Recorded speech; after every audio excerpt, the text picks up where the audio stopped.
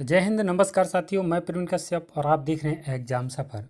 साथियों, आज हम लोग सामाजिक विज्ञान शिक्षण pedology of social science top 50 MCQs करने वाले हैं। तो आइए हम लोग इन्हें देखते हैं। बीएड एग्ज़ाम के लिए ये क्वेश्चंस बहुत इंपॉर्टेंट हो जाते हैं, इसलिए अपनी तैयारी को बनाए रखें। और साथियों, वीडियो को 2-3 बार देख लें ताकि आपको कंठस्थ हो जाए। बुक से याद करने में आपको हो सकता है दिक्कत आ रही होगी, क्योंकि वहाँ आपको पढ़ने में समय ज़्यादा लगता है और यहाँ देखने में समय कम लगेगा। आपको पता है कि प्रकाश की स्पीड ज़्यादा होती है और आपकी जो आवाज़ की स्पीड होती है, ध्वनि की स्पीड होती है, वो कम होती है। इसलिए आप क्वेश्चनों को फटाफट पहले तो आप नॉर्मल स्पीड में देख लें और फिर 2x स्पीड में इसको सुन लें तो आप याद कर लेंगे। तो फर्स्ट क्वेश्चन साथियों आपकी स्क्रीन पर है। 1 से 50 तक के क्वेश्चन हमने पहले वीडियो में करा दिए थे और 51 से 100 आपके क्वेश्चंस इस वीडियो में करा दिए जाएंगे। फर्स्ट क्वेश्चन आपकी स्क्रीन पर है। जिस परीक्षण पर शिक्षक का व्यक्तिगत प्रभाव नहीं पड़ता है उसे कहते हैं। तो इसका ऑप्शन मैंने टिक करके रखा है। या आप यदि हमारे टेलीग्राम चैनल को ज्वाइन कर लेते हैं तो आपको इसकी PDF भी मिल जाएगी। तो इसका सही आंसर होगा वस्तुनिष्ठा। क्या होगा? वस्तुनिष्ठा, यानी कि सी ऑप्शन इसका करेक्ट पहले से ऑप्शन लगा हुआ है। अगला क्वेश्चन साथियों देखते हैं। किसी शिक्षण की वैधता उसकी वह सीमा है जिस सीमा तक वह यही मापता है जिसके लिए उसका निर्माण किया गया है। यह कथन किसका है? तो आप उसकी वह सीमा कर लें, बार रह गया एक अकेला। तो ये किसका है? क्रॉनबेक का है। किसका है? क्रॉनबेक का, यानी कि सी ऑप्शन इसका भी करेक्ट हो जाता है। अगला क्वेश्चन बहुत ही अच्छा क्वेश्चन है। कैलिफोर्निया उपलब्धि परीक्षण का निर्माण कब हुआ था? तो इसका है 1920। किसमें? 1920 में साथियों। जिस परीक्षण में विद्यार्थी की किसी विषय या अनेक विषयों में कठिनाई ज्ञात की जा सकती है उसे कहते हैं तो निदानात्मक परीक्षण। क्या कहेंगे? निदानात्मक परीक्षण। अगला साथियों क्वेश्चन है, निदानात्मक परीक्षण की विशेषताएं हैं। तो इसके लिए ऑप्शन सी सही हो जाएगा। ये परीक्षाएं विद्यार्थी की कमजोरी का निदान करके उसके उपचार की व्यवस्था करती हैं, यानी कि सी ऑप्शन करेक्ट हो जाएगा। 56 क्वेश्चन है, उपचारात्मक शिक्षण में महत्वपूर्ण बातें हैं। तो इसमें प्रत्येक विद्यार्थी की प्रगति का ग्राफ एवं चार्ट भिन्न होना चाहिए। विद्यार्थियों में विषय के प्रति रुचि जागृत करने हेतु आकर्षक सहायता सामग्री तथा प्रभाव शिक्षण विधि का प्रयोग करना चाहिए। और आगे इसी में दे रहे हैं, प्रत्येक विषय के अभ्यास प्रश्न कैसे हो उसके बारे में विद्यार्थी स्वयं सोच सके और उपरोक्त सभी। तो 56 का उपरोक्त सभी यानी कि डी ऑप्शन करेक्ट हो जाएगा। आप इसको देख सकते हैं क्योंकि ये सारी चीज़ें होनी चाहिए। अगला क्वेश्चन है, सामान्य से विशिष्ट का सिद्धांत निम्न में से किस विधि में प्रयोग होता है? तो ये सामान्य से विशिष्ट का सिद्धांत जो है वो आपका निगमन विधि में होता है साथियों। अगला, आगमन विधि निम्न में से किसके लिए प्रयुक्त होती है? तो आगमन विधि जो है सूत्र स्थापित करने के लिए होती है। सूत्र के द्वारा आप इसका हल ढूंढ सकते हैं। अगला साथियों क्वेश्चन है, खेल विधि के जन्मदाता हैं। तो हमने आपको हिंदी वाले में बताया था, बहुत अच्छे से रटाया था। जिन्होंने हिंदी वाला देखा होगा, फ्रोवेल के बारे में हमने बहुत कुछ इसमें रटाया था, तो इसमें फ्रोवेल हो जाएंगे। अब तो यहाँ पर रटाने की बात नहीं है। निम्न में से कौन सी बाल केंद्रित विधि नहीं है? तो बाल केंद्रित विधि जो है वो व्याख्यान विधि नहीं है। ए ऑप्शन करेक्ट हो जाएगा। अगला साथियों क्वेश्चन है, क्रियात्मक शोध का मूल आधार होता है। तो क्रियात्मक शोध जो है वो हमारी समस्या हमारी और हल भी हमारा। इसका क्या होगा? समस्या हमारी और हल भी हमारा, यानी कि ए ऑप्शन करेक्ट हो जाता है। बहुत ही इंपॉर्टेंट क्वेश्चन है साथियों।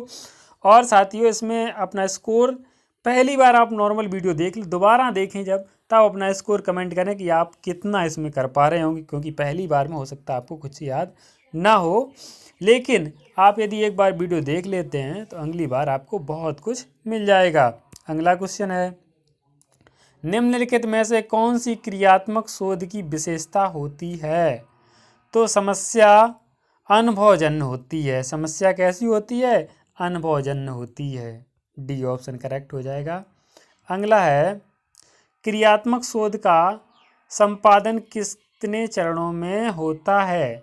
तो क्रियात्मक शोध का संपादन 8 चरणों में होता है। डी ऑप्शन करेक्ट हो जाएगा। अगला क्वेश्चन है, क्रियात्मक शोध में समस्या की पहचान करते समय होने वाले तथ्यों की जानकारी के अंतर्गत नहीं आता है। तो परिव्यक्त क्या नहीं आता है?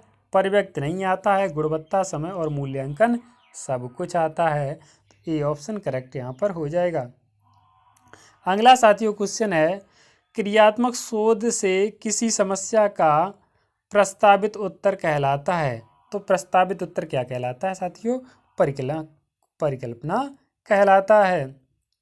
अगला, क्रियात्मक शोध जिस लक्ष्य समूह के बारे में किया जाता है उसे कहते हैं, तो उसे हम लोग समष्टि कहते हैं, यानी कि बी ऑप्शन करेक्ट हो जाएगा।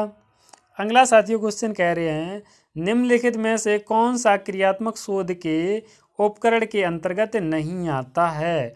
तो इसके लिए ऑप्शन हो जाएगा सी, यानी कि प्रत्यक्ष। कौन सा हो जाएगा साथियों? प्रत्यक्ष। सी ऑप्शन करेक्ट हो जाएगा।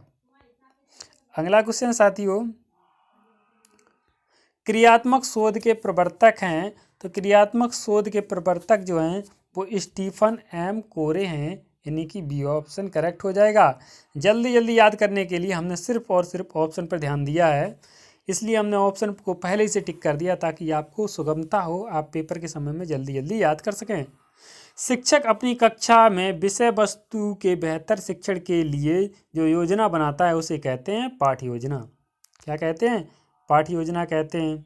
फिर आगे है, पाठ्य योजना में शिक्षक अपनी विशेष सामग्री और छात्रों के बारे में जो भी जानता है उन बातों का प्रयोग सुव्यवस्थित ढंग से करता है। यह परिभाषा है। तो ये परिभाषा किसकी है? इसके लिए बी ऑप्शन करेक्ट हो जाएगा। अगला,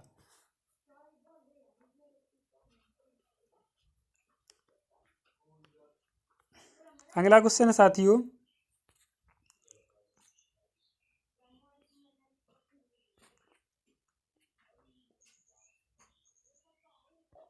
अगला क्वेश्चन साथियों आपके सामने है। हो सकता है एक दो क्वेश्चन मिस हो गए क्योंकि चलाने में थोड़ी दिक्कत हुई बीच में। पाठ्य योजना बनाते समय किन बातों का ध्यान रखना चाहिए? तो विद्यार्थी की शारीरिक मानसिक योग्यताओं का ध्यान रखना, विषय का ज्ञान होना चाहिए, पाठ्य योजना कक्षा स्तर को ध्यान में रखकर बनाना चाहिए और उपरोक्त सभी। तो ये सारी बातें इम्पॉर्टेंट हो जाती हैं, उपरोक्त सभी हो जाएगा। अगला क्वेश्चन है, पाठ्य योजना के संबंध में असत्य कथन है। तो पाठ्य योजना के संबंध में असत्य कथन जो है वो सी है। पाठ्य योजना में शिक्षक को शिक्षण के समय विस्मृति की संभावना अधिक रहती है। भैया जब शिक्षक ही भूल जाएगा, विस्मृति है, तो फिर दिक्कत आ जाएगी। पाठ्य योजना बनेगी कैसे? तो इसके लिए सी ऑप्शन करेक्ट हो जाता है। अगला साथियों क्वेश्चन है, शिक्षण की प्रक्रिया में पाठ्य योजना क्यों आवश्यक है? तो शिक्षण की प्रक्रिया में पाठ्य योजना जो है वो किस लिए आवश्यक है? तो इसके लिए ऑप्शन सभी सही होंगे। आप पहला ऑप्शन पढ़ेंगे तो आपको समझ में आ जाएगा। अध्यापक के लिए पथ प्रदर्शक व मित्र का कार्य करता है। देखो पाठ्य योजना पहले से बना है तो उसमें अध्यापक को आसानी होती है पढ़ाने में, और वो एक मित्र की भांति करता है कार्य। देखा होगा आप, हैं, हम लोग कोई चीज़ जब बना के ले जाएं तो उसके आधार पर बच्चों को आसानी से पढ़ा सकते हैं। शिक्षक को आवश्यकता अनुसार समय विभाजन एवं प्रयोग के अवसर देता है।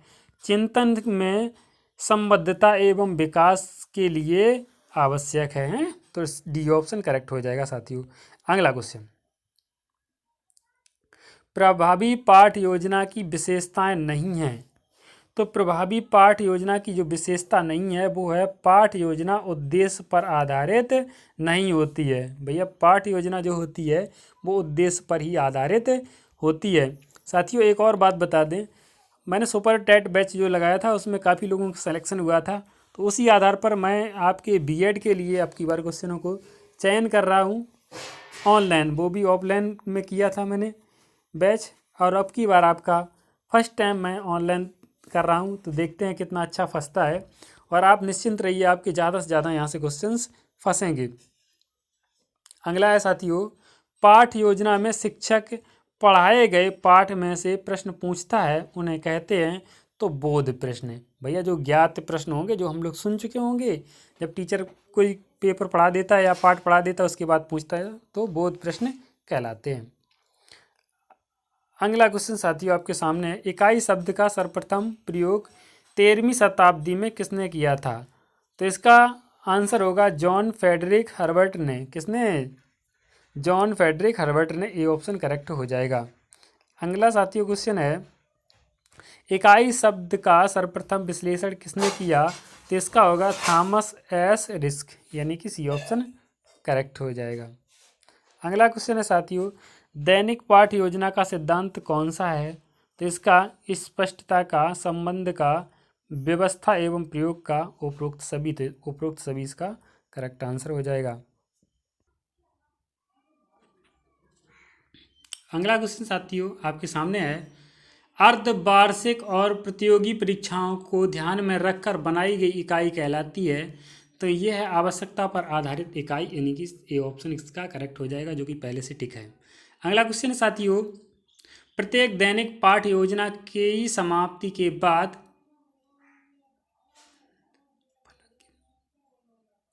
लफड़े फड़क के माध्यम से जो मूल्यांकन किया जाता है वह कहलाता है। साथियों इस क्वेश्चन में थोड़ा दिक्कत लग रहा है कि टाइपिंग में थोड़ी दिक्कत हुई है, लेकिन इसका पाठांतर्गत मूल्यांकन ए ऑप्शन करेक्ट है। थोड़ा बहुत देख के अगले वीडियो में जरूर बता देंगे इसके बारे में। अगला क्वेश्चन साथियों, एक ही कक्षा में विभिन्न अवधारणाओं के लिए प्रयुक्त पाठ चर्चा संगठन है। क्या कह रहे हैं? एक ही कक्षा में विभिन्न अवधारणाओं के लिए प्रयुक्त पाठ चर्चा संगठन है। तो ये इसका ऑप्शन होगा क्षितिज। अगला क्वेश्चन साथियों, विशिष्ट समय में कवर किए गए किसी विषय के विषयों की रूपरेखा कहलाती है। तो सिलेबस कहलाती है, यानी कि सिलेबस कहलाती है। अगला, पाठ्य चर्चा प्रस्तुत निर्देशात्मक सामग्री किसके द्वारा बताई गई है? तो ये स्मिथ। अगला, पाठ्यक्रम का एक हिस्सा है। तो पाठ्य चर्चा जो है वो पाठ्यक्रम का एक हिस्सा है, जबकि पाठ्यक्रम का हिस्सा कक्षा, गतिविधियां और समाज बिल्कुल नहीं है। अगला सवाल है, पाठ्यक्रम के लिए मार्गदर्शन प्रदान करता है। तो पाठ्यक्रम के लिए जो मार्गदर्शन प्रदान करता है वो शिक्षक करता है। बी ऑप्शन करेक्ट हो जाएगा। अगला क्वेश्चन, निम्नलिखित में से कौन सी पाठ चर्चा की प्रकृति है? तो संकटपूर्ण, क्रिएटिव, रूढ़वादी, उपरोक्त सभी आंसर करेक्ट हो जाएगा। अगला कह रहे हैं, पाठ चर्चा का महत्वपूर्ण कारक निम्नलिखित को प्राप्त करने में सहायता करता है। तो शिक्षा, उद्देश्य, मान, नौकरी। तो उद्देश्य, बी ऑप्शन करेक्ट हो जाएगा। अगला क्वेश्चन कह रहे हैं, सहायक शिक्षक सामग्री द्वारा बालक का विकास है। तो कैसा है? मानसिक विकास, बौद्धिक विकास, भाषा का विकास, यह सभी। तो ये सभी ऑप्शन करेक्ट हो जाएगा। अगला क्वेश्चन साथियों, छात्र की शिक्षा सर्वदा स्थूल वस्तुओं तथा तथ्यों से होनी चाहिए, शब्दों, परिभाषाओं तथा नियमों से नहीं। यह परिभाषा है। तो ये किसकी है? हर्बर्ट स्पेंसर साहब की है।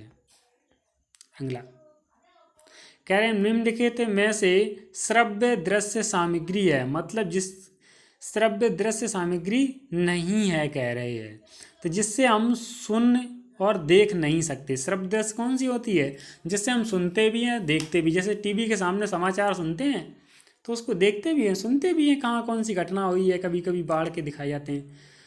तो फर्नीचर भैया ना तो इसे सुन सकते हैं, ना सिर्फ और सिर्फ इसको देख सकते हैं, लेकिन इसके माध्यम से ठीक है सुन तो सकते नहीं हैं। तो ये ऑप्शन इसमें नहीं के लिए हो जाएगा। चलचित्र जो होते हैं वो भैया देखे जाते हैं। टेलीविज़न के माध्यम से हम लोग सुनते हैं देखते हैं, कंप्यूटर के माध्यम से भी। अगला, निम्नलिखित में से कौन सी श्रव्य दृश्य सामग्री के चयन में सर्वाधिक प्रयुक्त होती है? तो विषय वस्तु की प्रकृति। अगला क्वेश्चन है, कक्षा शिक्षण करते समय शिक्षक द्वारा TLM का प्रयोग करने से छात्रों को पाठ सहज से बोधगम्य हो जाता है, मतलब समझ में आ जाता है। छात्रों का मानसिक विकास होता है, जो बात सही है भैया। छात्रों का बौद्धिक विकास होता है, ये भी बात सही है भैया। उपरोक्त सभी, तो उपरोक्त सभी लगा देंगे इसके लिए ऑप्शन। अगला, फ्लैनेल बोर्ड किस प्रकार का TLM है? तो ये फ्लैनेल बोर्ड जो है वो दृश्य है। कैसा? दृश्य से देख सकते हैं फ्लैनेल बोर्ड। अरे भैया अपना प्रोजेक्टर भी होता है, उस पर भी यही होता है। चलो, कौन सा प्रकृति प्राप्त TLM नहीं है? कंकड़ पत्थर, मानचित्र, टहनियाँ, पत्तियाँ। तो मानचित्र जो है प्रकृति से नहीं मिलता है, कंकड़ पत्थर प्रकृति से मिलते हैं, टहनियाँ प्रकृति से, पत्तियाँ प्रकृति से। मानचित्र जो होते हैं वो मानव निर्मित होते हैं, मनुष्य बनाते हैं भैया। अगला क्वेश्चन, मूल्यांकन में किसका अध्ययन किया जाता है? तो मूल्यांकन में छात्र एवं शिक्षक दोनों का मूल्यांकन किया जाता है। अगला क्वेश्चन साथियों, मूल्यांकन का क्षेत्र कैसा होता है? तो मूल्यांकन का क्षेत्र साथियों व्यापक होता है। अगला, मूल्यांकन के मुख्य प्रकार हैं। तो मूल्यांकन के मुख्य 2 प्रकार हैं। आगे क्वेश्चन कह रहे हैं, परिणात्मक मूल्यांकन होता है। तो ये कैसा होता है? मौखिक भी होता है, लिखित भी होता है, प्रयोगात्मक भी होता है। तो उपरोक्त सभी ऑप्शन करेक्ट हो जाएंगे। अगला क्वेश्चन है, गुणात्मक मूल्यांकन होते हैं। तो सकारात्मक, निरीक्षण, प्रश्नावली, उपरोक्त सभी। तो उपरोक्त सभी इसका आंसर हो जाएगा। तो साथियों कमेंट सेक्शन में बताएं आज की वीडियो कैसी लगी। Thank you for watching. मिलते हैं नेक्स्ट वीडियो में, लेकिन उससे पहले आप ये बताएं कि आपको किस टॉपिक पर वीडियो चाहिए, कहाँ पर आपको दिक्कत आती है, वहाँ पर आपका सहयोग किया जाएगा। Thank you for watching.